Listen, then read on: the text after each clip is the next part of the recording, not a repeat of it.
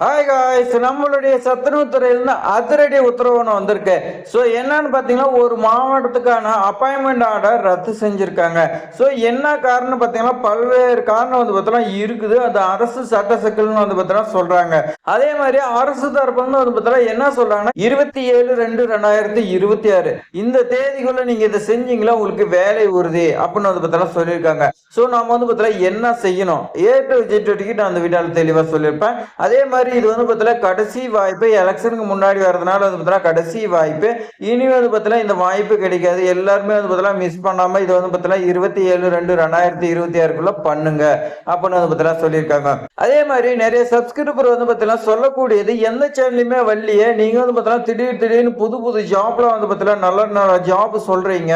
So உங்க channel வந்து பார்த்தீங்கன்னா ரொம்ப ரொம்ப வந்து பார்த்தீங்கன்னா யூஸ்ஃபுல்லா இருக்கு. இருந்தாலும் வந்து பார்த்தீங்கன்னா நிறைய ஜாப் சொல்றீங்க, எது அப்ளை பண்றது எதை விடுறதுன்னு தெரிய மாட்டேங்குது. அந்த மாதிரி வந்து பார்த்தீங்கன்னா நிறைய பேர் சொல்றீங்க.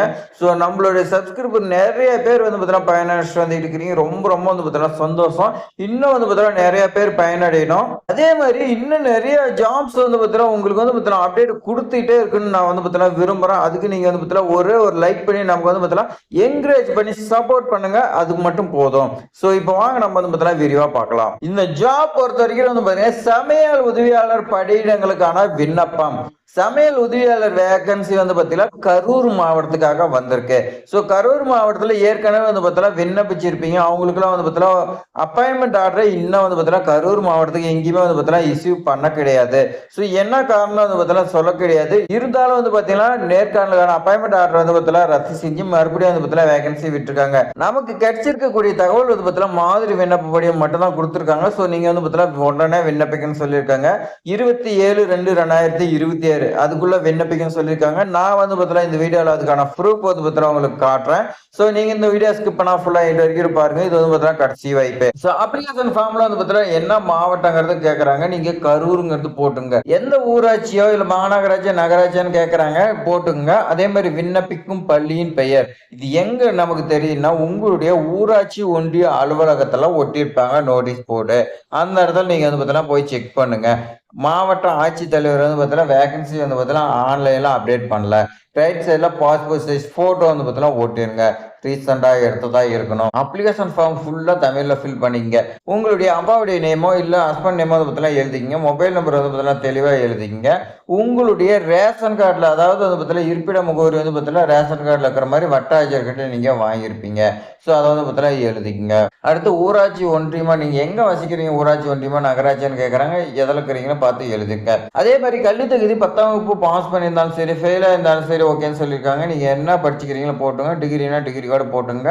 தமிழ் கட்டாயம் எழுத படிக்க தெரிஞ்சிருக்கணும். அதே மாதிரி வயது தான் ரொம்ப ரொம்ப முக்கியம். வயது டேட் ஆஃப் பர்த் போட்டு பக்கத்துல வயது என்னங்கிறது எழுதிக்குங்க. அதே மாதிரி சாதி மற்றும் உட்பிரிவு கேட்கறாங்க. இது நீங்க வட்டாட்சியர்கிட்ட வாங்கியிருப்பீங்க. ஸோ அதை வந்து பார்த்தீங்கன்னா எழுதுருங்க.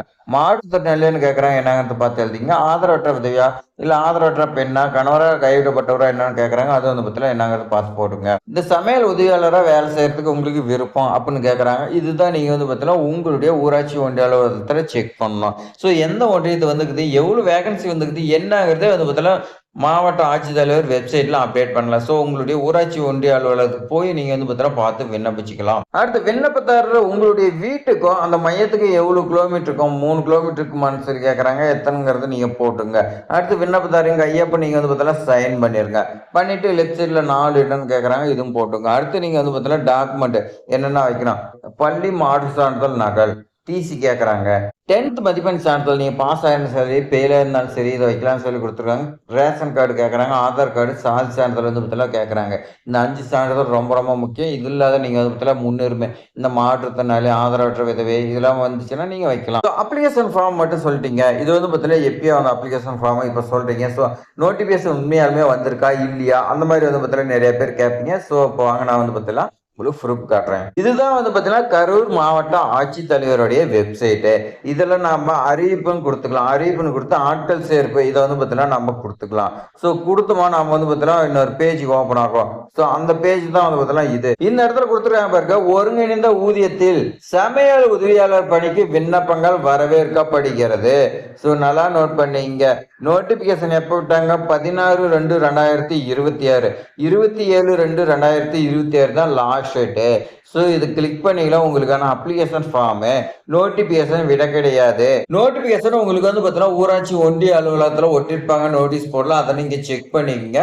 நோட்டிபிகேஷன் ஆன்லைன்ல அப்டேட் பண்ணலாம். ஆனா வந்து பார்த்தீங்கன்னா நோட்டிபிகேஷன் வெளியிட்டுட்டாங்க. அப்ளிகேஷன் ஃபார்ம் மட்டும் தான் கொடுத்துருக்காங்க. ஸோ இது வந்து பார்த்தீங்கன்னா எதனால இப்படி பண்ணிக்கிறாங்கன்னு தெரியல. ஆனா வந்து பார்த்தீங்கன்னா யாருக்குமே தெரியாது. சத்தமே இல்லாத கரூர் மாவட்டத்துக்கு வந்து பார்த்தீங்கன்னா வந்திருக்கு. ஸோ இது வந்து பார்த்தீங்கன்னா ரொம்ப ரொம்ப வந்து பார்த்தீங்கன்னா நம்மளுடைய சப்ஸ்கிரிப்பருக்கு வந்து பார்த்தீங்கன்னா ஹெல்ப்ஃபுல்லா இருக்குன்னு சொல்லிட்டு தான் நம்ம வீடியோ போடுறோம். ஏன்னா இந்த மாதிரி வந்து பார்த்தீங்கன்னா யாருக்குமே தெரியாத ஜாப் தான் நம்ம அதிகமாக போடுவோம். அப்பதான் நம்மளுடைய சப்ஸ்கிரிப்பர் வந்து பார்த்தீங்கன்னா ஜாப் வாங்குறது ரொம்ப ரொம்ப ஹெல்ப்ஃபுல்லா இருக்குன்னு சொல்லி. ஸோ இது மாதிரி பயனுள்ள தகவலாம் தெரிஞ்சுக்க நம்மளுடைய ட்ரெண்டிங் ஜாப் சேனலை சப்ஸ்கிரைப் பண்ணிட்டு ஒரே ஒரு லைக் பண்ணிங்க. உங்களுடைய ஃப்ரெண்ட்ஸ்க்குலாம் ஷேர் பண்ணி விடுங்க. நிறைய பேர் வந்து பார்த்தீங்கன்னா பயனடையட்டும். தேங்க்ஸ் ஃபார் வாட்சிங்.